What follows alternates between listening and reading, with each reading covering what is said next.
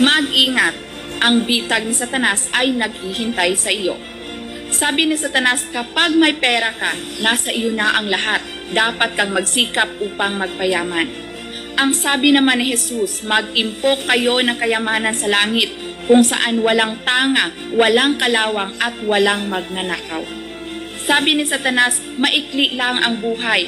Ang pagkain, pag-inom at paglilibang ang pinakamahalaga. Ngunit sabi naman ni Jesus, huwag kayong mabalisa sa inyong buhay tungkol sa o sa inyong katawan tungkol sa isusuot. Hindi ba't mas mahalaga ang buhay kaysa pagkain at ang katawan kaysa damit?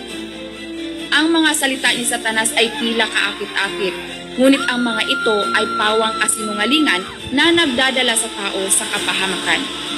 Ang lahat ng kayamanan sa mundong ito ay maglalaho, ngunit ang salita ng Diyos ay walang